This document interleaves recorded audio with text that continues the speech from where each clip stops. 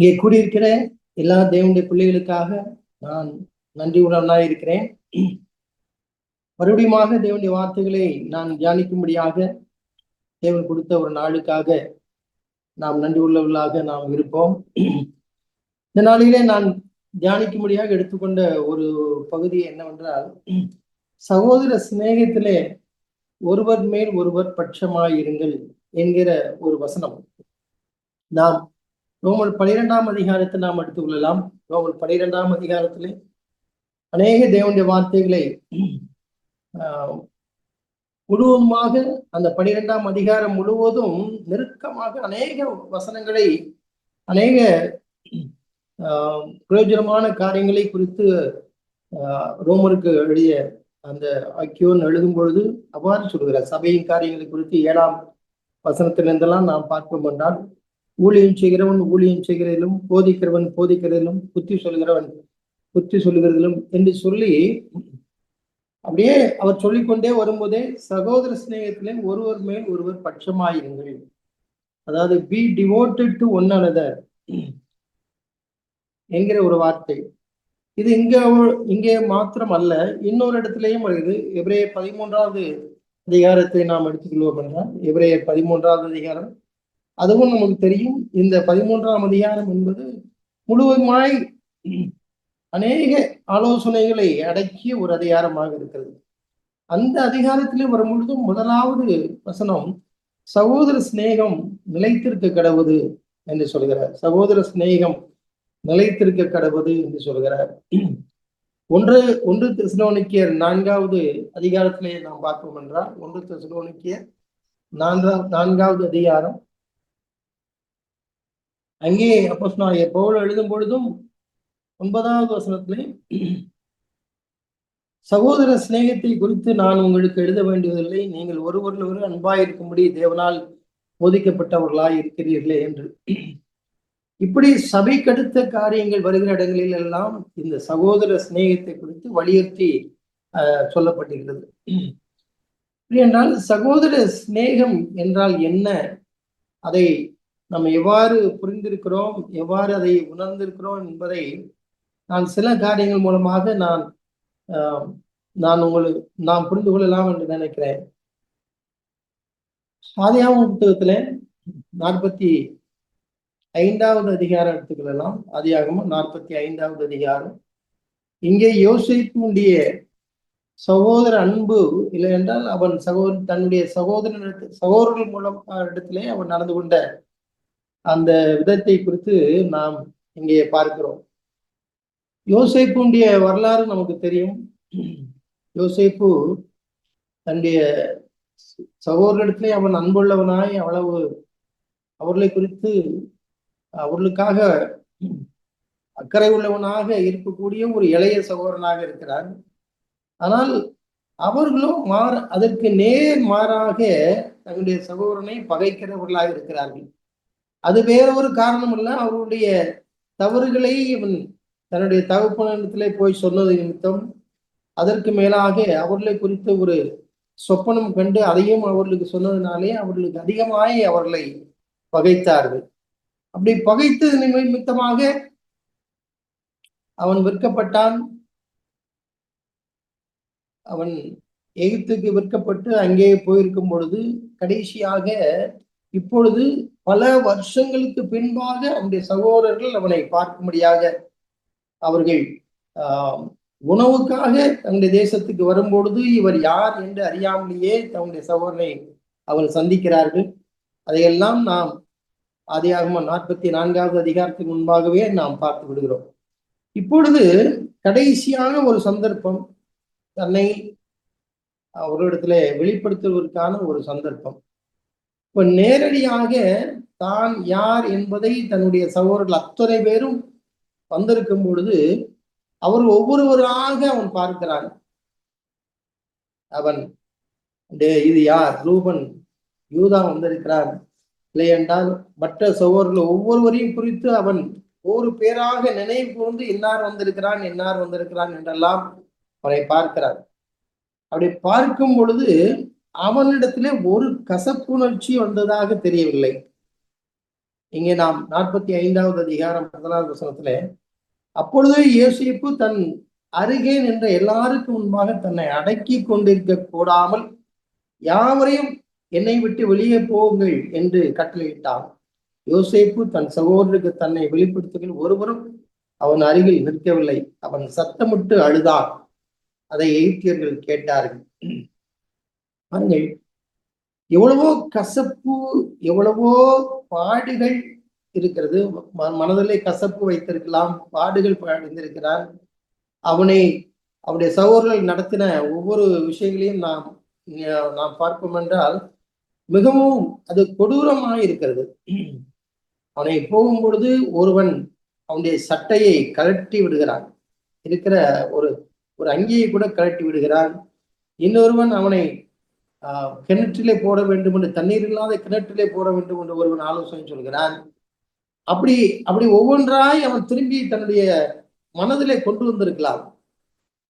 மனதிலே கொண்டு வரும்போது ஒவ்வொரு சகோதரனும் யூதா என்ன செய்தான், ரூபன் என்ன செய்தான், செபுலோன் என்ன செய்தான், நப்தலி என்ன செய்தான் என்றெல்லாம் அவருடைய கண்களில் மனதிலே வந்திருக்க வேண்டும். அதை அவன் என்ன நடந்தது என்பதை நாம் மற்ற இடங்களிலே பார்க்க முடியவில்லை. அந்த சந்தர்ப்பத்திலே 42வது அதிகாரம் 21வது வசனத்திலே அப்பொழுது என்ன நடந்தது என்று அங்கே சொல்லப்பட்டிருக்கிறது. அங்கே 42ஆம் அதிகாரம் 21வது வசனத்திலே அவர்கள் ஒருவரை வரை தங்களுக்கு ஏற்பட்ட நிலைமையை யோசித்து எகிப்திலிருந்து அவர்கள் தங்களுடைய தேசத்துக்கு திரும்பி போகும்பொழுதும் வரும்பொழுதும் அவனுடைய காரியங்கள் எல்லாம் அவர்கள் நினைத்து அப்பொழுது தங்களுக்குள்ளாக அவர்கள் சொல்லிக் கொண்ட விஷயம், நம்முடைய சகோதரனுக்கு நாம் செய்த துரோகம் நம்மேல் சுமந்தது. அவன் நம்மை கெஞ்சி கேட்டுக்கொண்ட போது அவனுடைய மன வியாகுலத்தை நாம் கண்டும் அவனுக்கு செவி கொடாமல் போனோமே என்று சொல்லி அவர் ஒருவரை பார்த்து சொல்லிக் கொண்டார்கள். அப்படி என்றால் அந்த நேரத்திலே அவனை தூக்கி கிணற்றிலே போட வேண்டிய அந்த நேரத்திலே அவனுக்கு விரோதமாக அவர்கள் சதி செய்த பொழுது என்ன நடந்தது என்றால், அவன் ஒவ்வொருவரையாய் பார்த்து கெஞ்சி இருக்கிறான். தன்னுடைய சகோதரரை பார்த்து அவன் கெஞ்சி அவரிடத்துல கேட்கிறான், என்னை விட்டு விடுங்கள், என்னை விட்டு விடுங்கள், என்னை விட்டு விடுங்கள் என்றுதான் மன கிளேசத்தோடு அவன் கேட்டிருக்கிறான். ஏன் எனக்கு இதை செய்தீர்கள், நான் என்ன செய்தேன், என்ன பகைத்தேன் என்றெல்லாம் ஏதாவது அவனை சொல்லி கேட்டிருப்பார்கள். ஒன்றுக்கும் அவர்கள் மசியவில்லை, அவர்கள் கேட்கவில்லை என்பதுதான் பார்க்கிறோம். ஏதோ ரூபன் அவரை யோசேப்பை காப்பாற்ற, தன் சகோதரனை காப்பாற்ற வேண்டும் நினைக்கிறான். அதன் பின்பாக யூதா அவனை காப்பாற்ற வேண்டும் நினைக்கிறான். அதையெல்லாம் நாம் அறிந்திருக்கிறோம். இப்பொழுது பல ஆண்டுகளுக்கு பின்பாக இதை நினையாத நேரத்திலே மறுபடியும் இவர்களை சந்திக்கக்கூடிய ஒரு வாய்ப்பு. அப்பொழுது அத்தனை நினைவுகளையும் அவன் கொண்டு வந்திருக்கலாம். தன்னுடைய சகோதரனுக்கு விரோதமாக தன்னிடத்தில் அதிகாரம் இருக்கிறது, பழைய நினைவுகள் இருக்கிறது. இப்பொழுது அவருக்கு பழி வாங்குவதற்குண்டான வாய்ப்புகள் கைவசம் இருக்கிறது. ஆனால் சகோதர சிநேகம் என்பது இந்த யோசேப்பின் இடத்திலிருந்து தான் நாம் கற்றுக்கொள்ள வேண்டும். இங்கே பாருங்கள், அவன் அவர்களை பார்க்கும் பொழுது பழைய நினைவுகள் எல்லாம் அவன் நினைக்கவில்லை. அவன் சத்தமிட்டு அவன் அழுகிறான். இரண்டாவதாக அவர்கள் எல்லோரும் அவனை தன்னை வெளிப்படுத்தி நான் சகோதரரை பார்த்து நான் யோசேப்பு என்று சொல்கிறான். அவர்கள் எல்லாரும் பதில் பேச முடியாமல் விரைத்து நிற்கிறார்கள். அப்பொழுது அவன் 4வது வசனத்திலே தன் சகோதரரை கிட்ட வாருங்கள் என்று சொல்லி அவன் அழைக்கிறான். அதோடு மாத்திரமல்ல, நீங்கள் சஞ்சலப்பட வேண்டாம், விசனப்பட வேண்டாம் என்று சொல்கிறான். 8வது வசனத்திலே, நீங்கள் அல்ல, தேவனே என்னை இடத்திற்கு அனுப்பி என்னை பார்வோனுக்கு தகப்பனாகவும் அவர் குடும்பம் அனைத்திற்கும் கர்த்தனாகவும் எகிப்து தேசம் முழுவதும் அதிபதியாக வைத்தார் என்று சொல்லி அவர்களை லகுவாக்குகிறான். சகோதர சிநேகம் என்றால் என்ன என்பதை இந்த ஒரு நிகழ்வின் மூலமாக, இந்த ஒரு சரித்திரத்தின் மூலமாக, இந்த யோசேப்பின் மூலமாக நாம் கற்றுக்கொள்ள வேண்டும். எவ்வளவோ சபையிலே இல்லை என்றால் குடும்பத்திலே எவ்வளவோ காரியங்கள் நம்முடைய குடும்பத்திலே மனைவிக்கு விரோதமாக, கணவனுக்கு விரோதமாக, இல்லை என்றால் பிள்ளைகள் பெற்றோருக்கு விரோதமாக, பெற்றோர்கள் பிள்ளைகளுக்கு விரோதமாக, சபையிலே ஒவ்வொருவரையும் பற்றி நாம் பல காரியங்களை நாம் அறிந்திருக்கும் பொழுது, சகோதர சிநேகம் என்றால் என்ன செய்யும் என்றால், இவைகள் எதை பற்றியும் கவலைப்படாமல் அதை தாண்டி தன்னுடைய சகோதரன் மேல் பாசம், சகோதரன் மேல் உண்மையான ஒரு அன்பை வைக்கிறது தான் சகோதர சிநேகம். அப்படிப்பட்ட சகோதர சிநேகம் எங்கெல்லாம் இருக்கிறதோ அங்கெல்லாம் குடும்பங்கள் சிறப்படுகின்றன, சபைகள் சிறப்படுகின்றன. இவைகளெல்லாம் சரித்திரபூர்வமாக நிரூபிக்கப்பட்டவைகள் என்று சொல்லலாம். நான் அநேக சபைகளுடைய வரலாற்றை, நம்முடைய சிஎஃப்சி சபையில் உள்ள வரலாற்றுகளை எல்லாம் நாம் திரும்பி பார்த்து பல 40 ஆண்டுகளுக்கு முன்பாக உள்ள காரியங்களை எல்லாம் நாம் பார்ப்போம் என்றால், ஆங்காங்கே சில சபைகளிலே சில குடும்பங்கள் இந்த அன்பினால் ஈர்க்கப்பட்டு, சகோதர சிநேகத்தினால் ஈர்க்கப்பட்டு, மற்ற எவைகளையும் பற்றி கவலைப்படாமல், அதனால் பாதிக்கப்படாமல், இன்றைக்கு பல பேர் குடும்பங்கள், பல பேர் அவர்கள் பாதிக்கப்படுகிற விஷயம், எனக்கு இப்படி செய்து விட்டார்கள், இல்லை என்றால் எனக்கு இப்படி நடந்து விட்டது, அதை அவர்கள் சொல்லிவிட்டார்கள், இல்லை என்றால் சபையிலே இதை குறித்து பேசிவிட்டார்கள், என்னுடைய தனிப்பட்ட வாழ்க்கையிலே அவர்கள் குறுக்கிடுகிறார்கள் என்றெல்லாம் ஏதோ ஒன்றை காரியங்கள் சொல்லி தங்களை சபையிலிருந்து விலக்கிக் கொள்வதற்கோ, இல்லை என்றால் தூர நிறுத்திக் கொள்வதற்கோத்தான் முயற்சிக்கிறார்கள் ஒழிய, இவைகளுக்கு அப்பாற்பட்டு யார் வருகிறார்களோ அவர்கள் மூலமாகத்தான் சபை கட்டப்படுகிறது.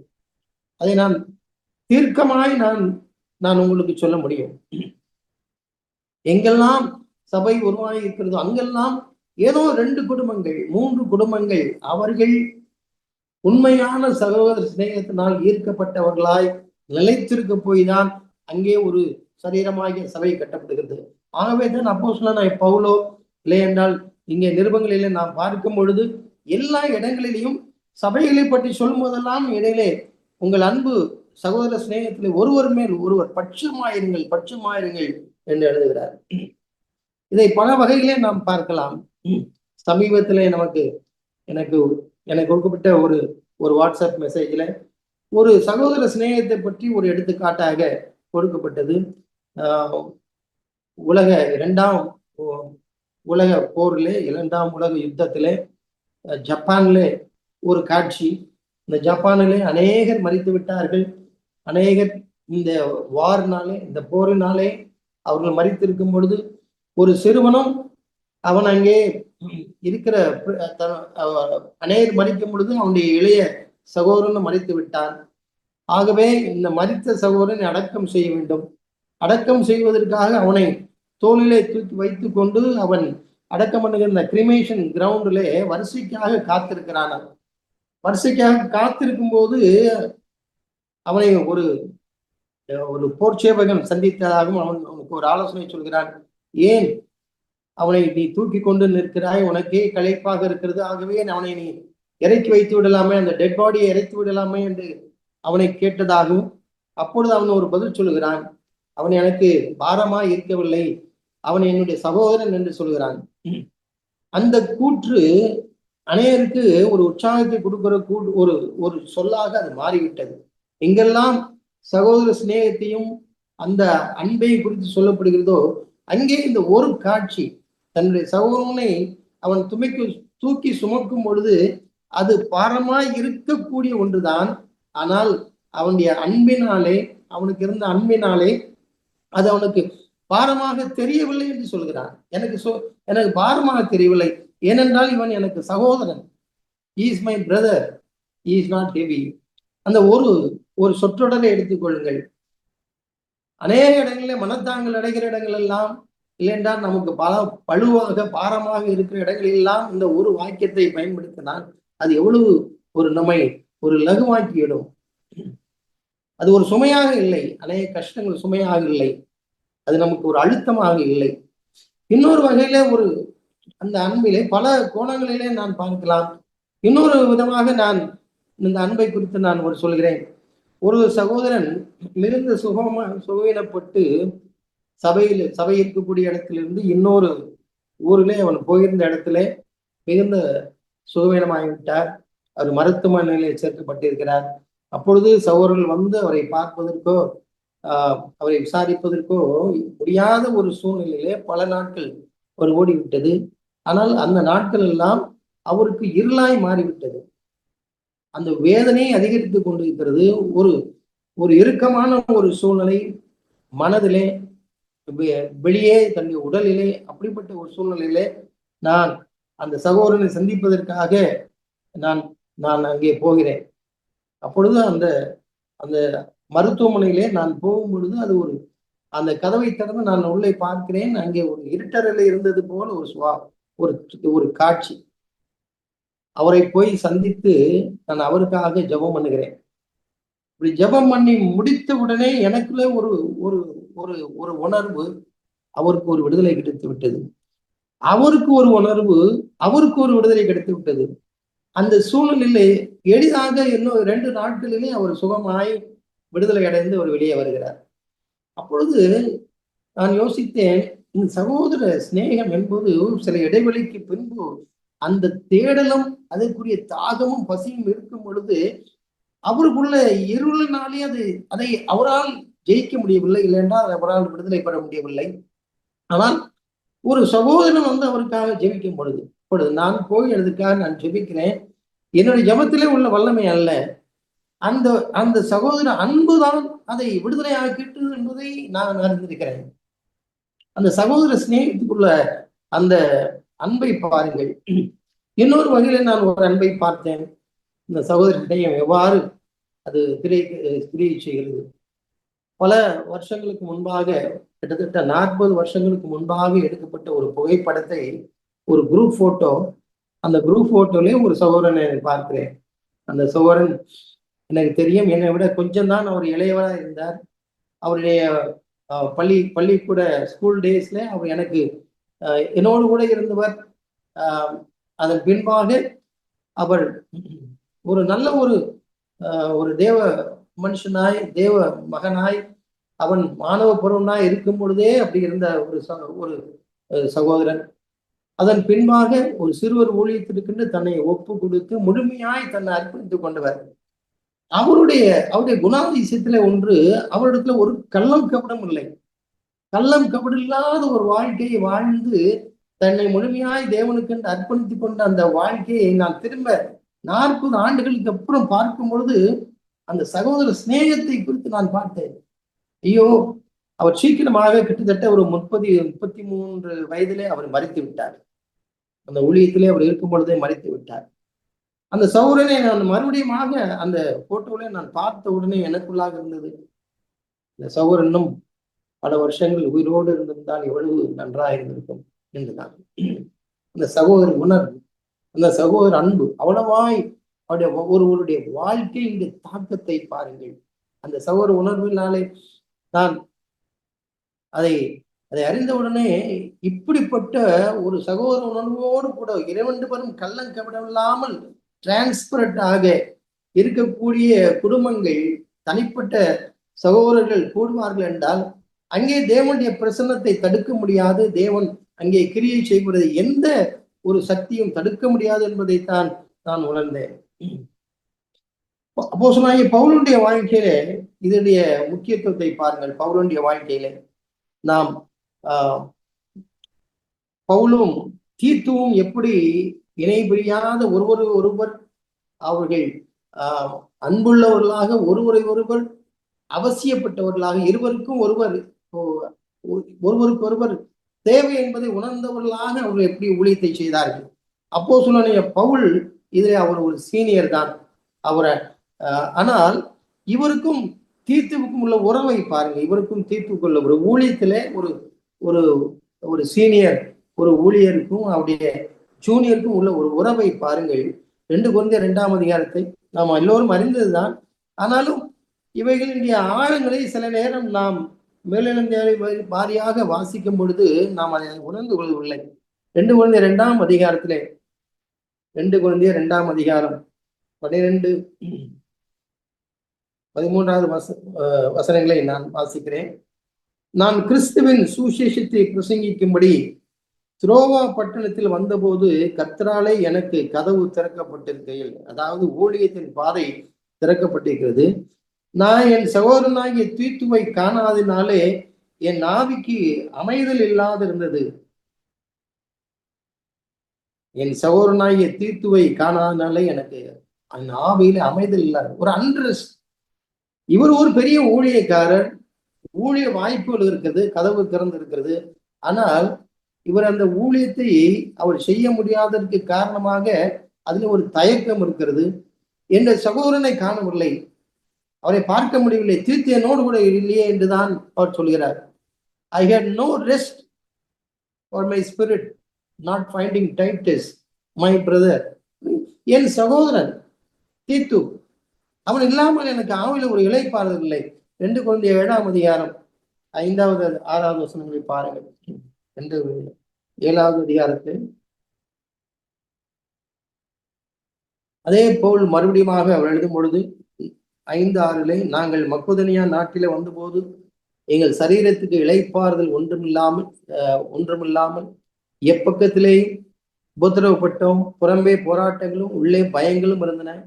ஆகிலும் சிறுமைப்பட்டவர்களுக்கு ஆறுதல் செய்கிற தேவன் தீர்த்து வந்ததுனாலே எங்களுக்கு ஆறுதல் செய்தார். அதாவது இவர்கள் டிப்ரெஸ்டாக இருக்கிறார்களாம், மன அழுத்தத்தில் இருக்கிறார்கள், நெருக்கத்தில் இருக்கிறார்கள்.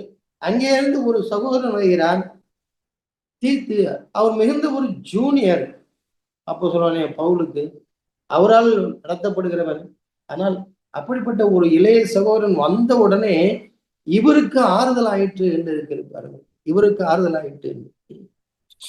பல நேரங்களிலே நாம் தேவனுடைய பிள்ளைகளாய் நாம் சில இடங்களுக்கு ஊழியங்களுக்கு செல்லும் பொழுது நம்முடைய சபையின் சகோதரர்கள் இல்லாத நேரங்களிலே நமக்கு அந்த ஒரு ஃப்ளோ இல்லாமல் ஒரு தாராளமாய் விடுதலையாய் பேச முடியாத ஒரு உணர்வு இருக்கும். ஆனால் ஏதோ ஒரு சகோதரன் அங்கே அந்த கட்டடத்துக்குள்ளாக அந்த கூட்டத்திற்குள்ள வந்த உடனே ஒரு உணர்வு பலன் அடைந்து தாராளமாய் தேவனுடைய வார்த்தைகளை அவர் பிரசங்கிக்கிற விடுதலையாய் செய்கிற காரியங்கள் எல்லாம் அநேகர் நாம் உணர்ந்திருக்கிறோம்.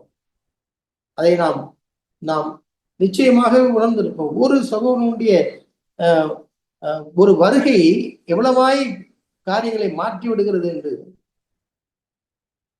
2 Corinthians அதே 7ஆம் அதிகாரம் 13வது வசனத்தை பாருங்கள். அவர் இந்த தீத்துவை பற்றி சொல்லும் பொழுது, இது நிமித்தம் நீங்கள் ஆறுதல் அடைந்ததினாலே நாங்களும் ஆறுதல் அடைந்தோம். விசேஷமாக தீத்துவுடைய ஆவி உங்கள் அனைவராரும் ஆறுதல் அடைந்ததினாலே அவனுக்கு உண்டான சந்தோஷத்தினாலே அதிக சந்தோஷப்பட்டோம். இவர் ஒருடைய இளைய ஊழியக்காரர்.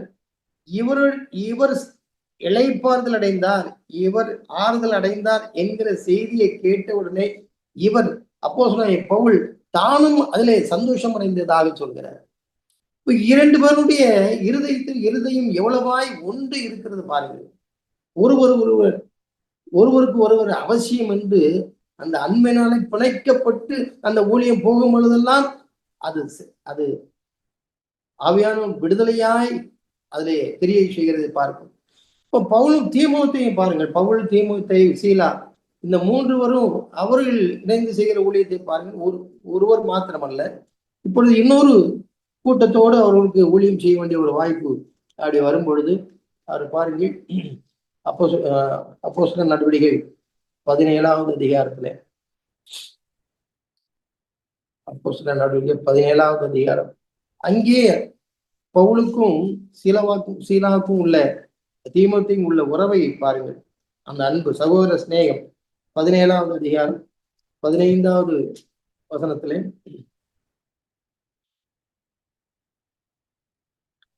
பவுலை வழி நடத்தினவர்கள் அவனை அத்தனை பட்டணம் வரைக்கும் அழைத்து கொண்டு போய் அங்கே சீலாவும் தீமோத்தேயும் அதி சீக்கிரமாய் தன்னிடத்தில் வரும்படி அவர்களுக்கு சொல்ல கட்டளை பட்டு கொண்டு புறப்பட்டு போனார்கள். இங்கே பவுல் தனியாக இருக்கிறார். அவருக்கு உடன் ஊழியக்காரராகிய சீலாவும் தீமோத்தேயும் இல்லை. ஆகவே அவர் சொல்கிறார், சீக்கிரமாக அவர்களை நீ அழைத்து கொண்டு என்னை இங்கே வர வேண்டும் என்று சொல்லு. ஏதோ ஒரு காரணத்திலிருந்தும் அவருடைய வருகை தடைப்பட்டு இருக்கிறது. சீக்கிரமாய் இங்கே வர சொல்லுங்கள் என்று சொல்லிவிட்டுத்தான் இருக்கிறார். அதன் பின்பாக 18ஆம் அதிகாரத்து 5வது வசனத்துல பாருங்கள். மக்கெதோனியாவிலிருந்து சீலாவும் தீமோத்தேயும் வந்தபோது பவுல் ஆவியிலே வைராக்கியம் கொண்டு இயேசுவே கிறிஸ்து என்று யூதருக்கு திருஷ்டாந்தப்படுத்தினான் என்று. இயேசுவே கிறிஸ்து என்று திருஷ்டாந்தப்படுத்தினான். எப்பொழுது? சீலாவும் தீமோத்தேயும் அவர்கள் வந்தவுடனே பவுல் உற்சாகம் அடைகிறான். பவுல் ஆவிக்குரிய உற்சாகத்தை அடைகிறான்.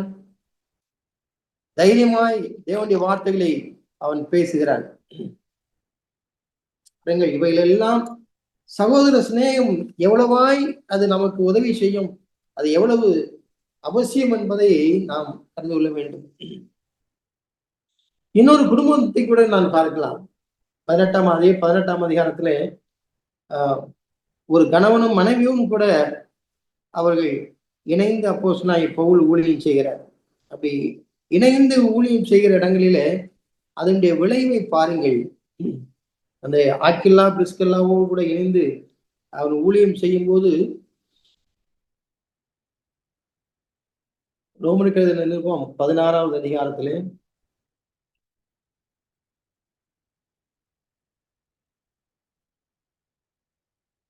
16வது அதிகாரம் 3வது 4வது வசனத்திலே இவர்களை பற்றி பின்னாட்களிலே ஆக்கில்லா பிரிஸ்கில்லாவை பற்றி பவுல் எழுதும்போது, கிறிஸ்து இயேசுவுக்குள் என்னுடன் வேலையாட்களாகிய பிரிஸ்கில்லாவையும் ஆக்கில்லாவையும் வாழ்த்துங்கள். அவர்கள் என் பிராணனுக்காக தங்கள் கழுத்தை கொடுத்தவர்கள். இந்த அன்பு சகோதர சிநேகம் என்கிறது அந்த ஊழியத்தின் பாதையிலே எந்த அளவிற்கு அது வளர்ந்திருக்கிறது என்றால், பவுலுக்காக தன் சகோதரனுக்காக கழுத்தை கொடுப்பதற்கும், அதாவது அவரிடத்திலே சேர்வதோ இல்லை என்றால் அவரோடு உடன் ஊழியம் செய்வதோ தங்களுக்கு ஆபத்து என்பதை அறிந்திருந்தும் பவுலை தனியாக விடாமல் அவருக்காக அவருக்காக தங்களுடைய உயிரையும் கொடுப்பதற்கு ஆயத்தமாக இருந்தவர்கள் தான் இந்த ஒரு குடும்பம், ஆக்கில்லா பிரிஸ்கில்லா என்கிற கணவனும் மனைவி. அதன் விளைவாக அவருடைய ஊழியத்தை பற்றி என்ன சொல்லப்பட்டிருக்கிறது? அவர்களை பற்றி நான் மாத்திரமல்ல, புறஜாதியாரில் உண்டான சபையார் எல்லாரும் நன்றியறிதல் உள்ளவர்களாய் இருக்கிறார்கள். ஒரு கணவனும் மனைவியும் அவர்கள் இசைந்த ஆத்துமாக்களாய் அன்பிலே நிலைத்திருந்து ஒரு ஊழியக்காரனோடு சேர்ந்து அவர் அந்த ஊழிய பாதையிலே ஒன்று இணைந்து இருக்கும் பொழுது புறஜாதியர் அத்தனை சபைகளுக்கும் அவர்கள் மூலமாக பலன் கிடைக்கிறது. அவர் அத்தனை பேரும் ஒரு குடும்பத்துக்கு நன்றி உள்ளவர்களா இருக்கிறார்கள். ஒரு கணவன் மனைவி. அருமையான சகோதரர்களே, இதேபோல இங்கே இந்த வசனத்திலே நாம் பார்க்கிறோம், புறஜாதியார் உண்டான சபையார் எல்லாரும். அப்படி என்றால் அநேக சபைகள் ஸ்தாபிக்கப்பட்டிருக்கும். அந்த சபையில் உள்ள ஜனங்கள் எல்லோருக்கும் யாருக்கு நன்றி உள்ளவர்களா இருக்கிறார் என்ற ஒரு குடும்பம். அவர்களுடைய 3 பேர், ஆக்கில்லா பிரிஸ்கில்லா ஒருவரை அவருக்கு கணவன் மனைவியா இருக்கிறார்கள். அவரோடு கூட இணைந்து அந்த கூடார தொழிலை அவர் செய்கிறபடினாலே, டென்ட் மேக்கிங் கூடார தொழில் செய்கிறபடினாலே அவர்கள் இணைந்து இருக்கிறார்கள். அப்பொழுது அவரு அந்த பவுலுக்காக அவர் எவ்வளவு பிரயாசப்பட்டிருப்பார்கள், அவரோடு அவருடைய காரியங்களே எவ்வளவு இணைந்து இருந்திருப்பார்கள். அங்கே விளைவு பல சபைகள் உருவானது, பல சபைகள் இவர்களால் பிரயோஜனம் அடைந்தது என்பதைத்தான் நாம் பார்க்கிறோம். அருமையான சகோதர சகோதரிகளே, நாம் இதனுடைய மேன்மையை நாம் உணர்வுகளா இருக்கிறோமா? சகோதரருடைய குடும்பங்களிலே சகோதரருடைய ஐக்கியம் எவ்வளவு அது முக்கியமானது, அது எவ்வளவு நாம் நினைக்கிற சிறு சிறு அற்பமான காரியங்களுக்காக நாம் இந்த சகோதர சிநேகத்தை முறித்து கொண்டு, இல்லை என்றால் அதை குளிராக்கி, அதை அனலாக்காமல் குளிராக்கி அதனுடைய விளைவுகளை அறியாமல் நம்முடைய காலங்களை நாம் கடத்து கொண்டே இருக்கிறோம். தேவன் அங்கீகரிக்க பார்ப்பது அப்படிப்பட்ட சபை வளர்வதற்கு 2 பேரை பார்க்கிறார், 3 பேரை பார்க்கிறார், ஒரு குடும்பத்தை பார்க்கிறார். எங்கெல்லாம் சபைகள் உருவாகிறதோ அங்கே குறைந்தபட்சம் 2 குடும்பங்களாவது இப்படி இணைந்திருக்காவிட்டால் அப்படி ஒரு சபை உருவாவதற்கு வாய்ப்பே இல்லை. அப்படியானால் எங்கேயோ 2 குடும்பங்கள் இணைய போய்தான் என்று தமிழ்நாட்டிலே ஏராளமான சபைகளை பார்க்கிறோம். சில குடும்பங்கள், அநேக குடும்பங்கள் அப்படி இருக்கும் என்றால் எவ்வளவு அது வலுவாய் இருக்கும், எவ்வளவு இதமா இருக்கும். அந்த குடும்பத்திலே ஒருவனை போல ஏன் நான் இருக்கக்கூடாது? அந்த அந்த சகோதரனை போல தீத்துவை போல தீமோத்தேவை போல ஏன் நான் இருக்கக்கூடாது? அப்படி இருக்குமானால் நான் எவ்வளவு தேவனுடைய ராஜ்யத்தை கட்டும் முறையில எவ்வளவு நான் ஒரு ஆசீர்வாதத்தை நான் கொண்டு வர முடியும். அப்போ சொன்னாங்க, பவுலுடைய பேதுருடைய ஊழியத்தை நீங்கள் பார்ப்பீர்கள் என்றால், அவருடைய சகோதர சிநேகத்தை குறித்து பார்ப்பீர்கள் என்றால், நான் ஒரு ஒரு இடத்தை நான் உங்களுக்கு சுட்டி காட்ட விரும்புகிறேன். அப்போஸ்தலர் நடவடிக்கைகளை 2ஆம் அதிகாரத்திலே பேதுருடைய ஊழியம் ஆரம்பிக்கிறதை நாம் பார்க்கிறோம். 2ஆம் அதிகாரம் 2ஆம் அதிகாரத்திலே பெரிய எழுப்புதல் நடக்கிறது. அங்கே அநேக பிரமிப்படைந்து அவர்கள் கூடி வந்திருக்கும் பொழுது பெந்தைகோஸ்து நாளிலே 14வது வசனத்தை, அப்பொழுது பேதுரு 11 கூட நின்று அவர்கள் நோக்கி உரத்த சத்தமாய் என்று சொல்லி அவர் ஒரு சிறிய ஒரு பிரசங்கத்தை அவர் செய்கிறார். அந்த 12 பேரும் அதை அந்த 12 பேர்ல யார் லீட் பண்ணுகிறது என்றெல்லாம் முடிவாகவில்லை. அப்பேற்பட்ட நேரத்திலே பேதுரு தான் அதை தலைமையை இருக்கிறார். தலைமையை ஏற்றுக்கொண்டு அந்த அவளோடு கூட 11 பேரோடு கூட சேர்ந்து ஒரு ஒரு சிறிய பிரசங்கத்தை செய்கிறார்.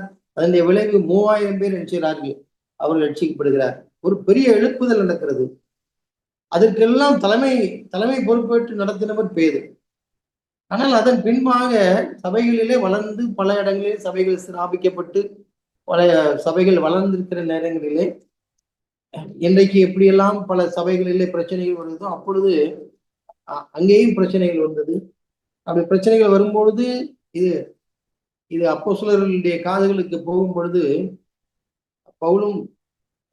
பவுலும் பர்னபாவும் இதை கொண்டு போகிறார்கள். அப்படி போகும் பொழுது இங்கே நாம் பார்க்கிறோம் 15வது அதிகாரத்திலே அந்த பிரச்சனையை குறித்து விவாதம் நடக்கிறது, விவாதிக்கிறார்கள். 15வது அதிகாரத்திலே 7வது வசனத்திலே மிகுந்த தர்க்கனம் உண்டாகும்.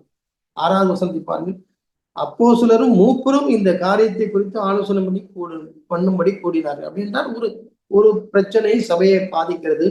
இந்த சபையை பாதிக்கிற விஷயத்தை எல்லோரும் சேர்ந்து அவர்கள் விவாதிக்கிறார்கள். அப்போஸ்தலர்கள் இருக்கிறார்கள், மூப்பர்கள் இருக்கிறார்கள். ஒரு எல்லோரும் ஆலோசனை பண்ணும் பொழுது ஒன்றுக்கு ஒன்று சத்தம் உயர்ந்து கொண்டே போகிறது, தர்க்கம் உயர்ந்து கொண்டே போகிறது, விவாதம் பெரிதாகி கொண்டே போகிறது. அப்படி போகும் பொழுது பேதுரு எழுந்து நின்று அதை குறித்து அதற்கு ஒரு முற்றுப்புள்ளி வைக்கிறார். இந்த முற்றுப்புள்ளி வைத்து இதையெல்லாம் நாம் செய்ய வேண்டும் என்று அவர் முடிக்கிறார். அப்படி சொல்கிறார். அப்படி சொல்லிக் கொண்டு இருக்கும் பொழுதே யாக்கோபு அவர் எழுதுகிறார். 13வது அவர்கள் பேசி முடித்த பின்பு யாக்கோபு அவர்களை நோக்கி, சகோதரரை எனக்கு சேவை கொடுங்கள். இப்போ பேதுரு உண்மையிலேயே அவர் சீனியர். ஆனா இங்கே யாக்கோபு அவருக்கு இணையாக இப்பொழுது வளர்ந்து வருகிறார். இந்த காலகட்டங்களிலே பேதுருவை காட்டிலும் யாக்கோபுடைய அதிகாரம் அதிகமாகவும் அவர் அடைய கனத்தையும் மதிப்பையும் பெற்று இருக்கிறவராக இருந்தபடினாலே இப்பொழுது யாக்கோபு அதை குறித்து எழுதும் பொழுது அவர் முடிவுல ஒரு ஒன்றை சொல்கிறார். அவர் பேசும்போது சகோதரர் எனக்கு செவி விடுங்கள் என்று சொல்லிவிட்டு 15ஆம் அதிகாரம் 20வது வசனத்தின் முடிவிலே இப்படி நாம் எழுத வேண்டும் என்றும் நான் தீர்மானிக்கிறேன் என்று முடிக்கிறார். நாம் இப்படி இந்த பிரச்சனைக்கு தீர்வு காண வேண்டும், அதை குறித்து எழுத வேண்டும் என்று நான் தீர்மானிக்கிறேன் என்று முடிக்கிறார். அந்த ஒரு வார்த்தை நாம் தீர்மானிக்கிறோம் என்று அதை முடிக்காமல் நான் தீர்மானிக்கிறேன் என்று முடிக்கும் பொழுது யாரும் கூட இருந்திருக்க வேண்டும். அப்போ நாயே பேதுருவும் இருக்க வேண்டும். ஆனால் பேதுரு அதை குறித்தெல்லாம் அவர் சலனப்பட்டதாக இல்லை. அப்படியெல்லாம் அதை குறித்து அவர் சலனப்பட்டிருந்தால் இன்றைக்கு சகோதரர் மத்தியிலே எவ்வளவோ ஒரு ஈகோ இருக்கிறது போல அன்றைக்கு கடைசியிலே முடிவாக பின்பாக லெட்டர் எழுதும்போது அவர்கள் நாங்கள் தீர்மானிக்கிறோம் என்று எழுதுகிறார்கள். ஆனால் அதன் முன்பாக அதை முடிக்கும் பொழுது யாக்கோபு நான் தீர்மானிக்கிறேன் என்று சொன்ன உடனே இதற்கு என்ன இப்படி சொல்றீங்க? நாம் என்ன சத்தியத்தை கேட்டு இருக்கிறோம் சகோதர ஐக்கியத்தை குறித்து? இப்போ உள்ள காலகட்டங்களில் நமக்கு இருக்கிற நாம் இப்பொழுது பட்டிருக்கிற அந்த உணர்வோடு நாம் இருக்கிறவர்கள் இருந்தால் ஒரு பிரச்சனையை நாம் சகோதரர்களாக நாம் டிஸ்கஸ் பண்ணுகிறவர்கள் இருந்தால் யாராவது ஒரு ஜூனியர் இப்படி இல்லை என்றால் இன்னொரு ஒரு சகோதரன் இப்படி ஒரு முடிவு எடுப்பால் நாம் என்ன சொல்வோம்? நமக்கு நாம் இப்படிதான் நம்முடைய டயலாக் இருந்திருக்க வேண்டும். நாம் என்ன கற்று இருக்கிறோம்? நாம் முழு நாம் நாம் நியமிக்கப்பட்டவர்கள் எல்லோரும் சேர்ந்து நாங்கள் தீர்மானிக்கிறோம் என்று எழுதினால்தானே நல்லது. நீ எப்படி தனிப்பட்ட விதத்துல நீங்கள் நான் தீர்மானிக்கிறேன் என்று எப்படி சொல்லலாம் என்றெல்லாம் இப்பொழுது பல சகோதரர்கள் அதை பற்றி அப்படியெல்லாம் பேசுகிறார்கள். வருத்தம் அளிக்கிறது. எளிதாக ஒரு சிறிய விஷயங்களுக்கு மனத்தாங்கள் அடைந்து விடுகிறார்கள். அவர்கள் இந்த பேதுரு கடந்து போன பாதையை பார்க்கவில்லை. பேதுரு பல இடங்களிலே அவரை அவரை சூப்பர் சீட் பண்ணி மற்றவர்கள் போனாலும் பேதுருடைய நிலைப்பாடு அதில் அன்பிலே நிலைந்திருக்கிறது. ஏனென்றால் அவன் தேவ அன்பிலே நிலை நிற்கிற ஒரு மனுஷன். ஒரு கட்டத்துல கடைசியாக நான் இயேசு மரித்து அவர் உயிர் திறந்த பின்பாக அந்த ஃபியூச்சர் எப்படி இருக்கும் என்று தெரியுமில்லையே என்று சொல்லி பேதுரு நான் மீன் பிடிக்க போகிறேன் என்று போகிறார். அதை நான் யோவான் சுவிசேஷத்துல பார்க்கலாம். 21வது அதிகாரத்துல, யோவான் சுவிசேஷத்துல 21வது அதிகாரத்துல அந்த காட்சி எனக்கு அவருடைய அன்பையும் அவருடைய சகோதர சிநேகம், ஒருவேளை இயேசு மரித்து உயிர்த்திருந்தால் என்றாலும் இயேசு இருந்த காலங்களிலே அவர்கள் இணையாக அவரை ஒரு சகோதரராகவே அவர் பாவித்தார். 21வது அதிகாரத்திலே 21வது அதிகாரத்திலே நான் மீன் பிடிக்கப் போகிறேன் என்று போகிறார். அங்கே மீன் அகப்படவில்லை. அது ஒரு முக்கியமான ஒரு காலகட்டம். ஏனென்றால் அடுத்து என்ன செய்வது என்று தெரியவில்லை. அடுத்து என்ன செய்வது என்று தெரியாமல் இருக்கிற காலகட்டங்களிலே சரி ஒன்றும் எனக்கு தெரியவில்லை, ஆகவே நான் மீன் பிடிக்க போகிறேன்னு சொன்ன உடனே எல்லோரும் மீன் பிடிக்க போய்விட்டார்கள். ஆனால் இயேசு அங்கே கரையிலே வந்து அவர் நிற்கிறார். அவரை இயேசு வந்து சீஷர்கள் அறியாது இருக்கிறார்கள். அப்பொழுது அவர் புசிக்கிறதுக்கு ஏதாயினும் உண்டா என்று கேட்ட உடனே அவர் ஒன்றுமில்லை என்றார்கள். என்னென்ன ஒன்றும் மீன் பிடிக்கவில்லை, ஒன்றும் ஆகப்படவில்லை. அப்பொழுது நீங்கள் படவுக்கு வலதுபுறமாக வலையை போடுங்கள் என்று சொல்லி அவர்கள் 150 மீன்களை பிடித்து விட்டார்கள். அப்பொழுது அப்படியே அவர்கள் திரளான மீன்கள் அவர்கள் ஆகப்பட்டது. அவர்களை இழுத்து கொண்டு வருகிறார்கள். இப்ப பாருங்க, அந்த திரளான மீன்களை பிடித்த உடனே அங்கே யோவானுக்கு உடனே அவர் ரியலைஸ் பண்ணுகிறார், உடனே புரிந்து கொள்கிறார், அது கர்த்தர் என்று சொல்லுகிறார். அவர் கர்த்தர் என்று சொல்லுகிறார். ஆனால் அத்தனை பேரும் அவர் கர்த்தர் என்று சொல்லிவிட்டு படகுல தான் இருக்கிறார்கள், மீனோடு தான் இருக்கிறார்கள். கர்த்தர் என்று அதை கேட்ட உடனே சீமோன் பேதுரு அவன் உடனே மேற்சட்டையை கட்டி கொண்டு கடலிலே குதித்தான் என்று பார்க்க. கடலிலே ஆண்டவனாகி இயேசுவோடு உள்ள அவனுக்கு உள்ள தனிப்பட்ட ஒரு அன்பு. ஆகவே தான் அது பின்பாக நாம் பார்க்கிறோம், நீ என்னை நேசிக்கிறாயா, என்னை நேசிக்கிறாயா. இப்பேற்பட்ட ஒரு அன்புள்ள ஒரு மனுஷன். அவனும் காத்திருந்திருக்கலாம், அந்த படவுல கரை வரும் மட்டுமாக காத்திருக்கலாம். ஆனால் அதற்கு முன்பாகவே அவனுடைய அன்பு பொங்கி வந்து விட்டது. அவன் கடலிலே குதிக்கிறார். குதித்து உடனே போய் இயேசுவை பார்க்க வேண்டும் என்று வருகிறான். இவைகளெல்லாம் நாம் வாசித்து விட்டு அப்படியே போகலாம். ஆனால் எனக்கு அது ஒரு ஒரு சகோதர சிநேகத்தின் உச்சத்தை பார்ப்பது போல நான் பார்த்தேன். எவ்வளவு அவனுக்கு அன்பு இருந்திருந்தால் உடனே தாமதிக்காமல் கடலில் குதித்து அவரை பார்க்க வேண்டும் என்று ஓடியிருப்பான். அப்பேற்பட்ட ஒரு சகோதரனை பின்பாக சபைக்கு தலையாக நீ என் நாடுகளை மேய்ப்பாயா என்று சொல்வதிலே ஒரு ஆச்சரியமும் இல்லை, ஒரு ஆச்சரியமும் இல்லை.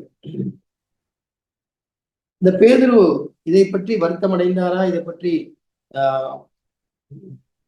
யாக்கோபுடைய வளர்ச்சியை பற்றி அவர் இடரல் அடைந்தாரா? இல்லை என்றால் அதை குறித்து அவர் ஏதாவது குறை கூறினாரா என்று பார்ப்போம் என்றால், அப்படி நாம் 1 பேதுருவில் நாம் வாசிக்கிறோம்.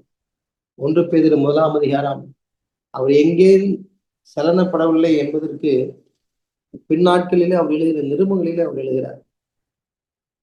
1 பேதுரு 1ஆம் அதிகாரம் 22வது வசனத்திலே, ஆகையால் நீங்கள் மாயமற்ற சகோதர சிநேகம் உள்ளவர்களாகும்படி ஆவியினாலே சத்தியத்திற்கு கீழ்ப்படிந்து உங்களை ஆத்துமாக்களை சுத்தமாக்கி கொண்டவர்களாக இருக்கிறபடியால் சுத்த இருதயத்தோடு ஒருவருக்கொருவர் ஊக்கமாய் அன்பு கூறுங்கள்.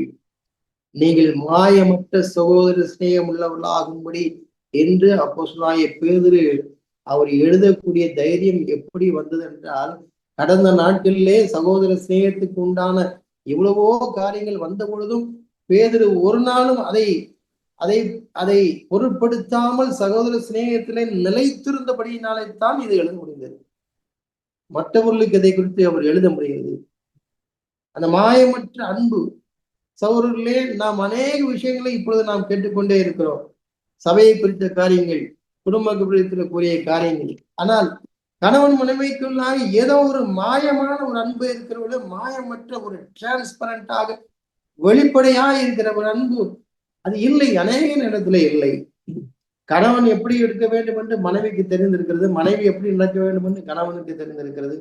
இந்த இரண்டு நிலைப்பாடுகளை, இந்த அறிவுகளை வைத்துக் கொண்டே அவர்கள் எப்படி அன்பு கூறுவார்கள்? ஏற்றுக்கொள்ள முடியவில்லை, சகிக்க முடியவில்லை. எவ்வளவு காரியங்களை அவர் அறிந்திருக்கிறார்கள். ஆனால் வெளிப்படையான அன்பு இல்லை. ஆகவே தான் அந்த குடும்பங்களினாலே சபைக்கு பிரயோஜனம் இல்லை, அந்த குடும்பங்களினாலே பிறருக்கு பிரயோஜனம் இல்லை, அந்த குடும்பங்களினாலே அநேகர் ஆசீர்வதிக்கப்பட முடியவில்லை. அருமையான சகோதர சகோதரிகளே, ஒரு ஆக்கில்லா பிரிஸ்கில்லா இருந்த பொழுது அநேக புரஜாதி சபைகள் ஆசீர்வதிக்கப்பட்டது. இன்றைக்கும் அநேக குடும்பங்கள் இப்படி ஆங்காங்கே சில சபைகளில் நாம் பார்க்கிறோம். அதனாலே சபைகள் ஆசீர்வதிக்கப்படுகின்றன. சகோதர சிநேகத்தை உருவாக்குகிறார்கள். சகோதர சிநேகம் பலப்படுகிறது. தேவனுடைய ராஜ்யம் கட்டப்படுகிறது. உண்மையிலே சொல்லப்போனால் பிசாசுடைய தந்திரங்கள், பிசாசுடைய சதி ஆலோசனைகள் எல்லாம் இந்த சகோதர சிநேகத்தினாலே அது மிதிக்கப்படுகிறது.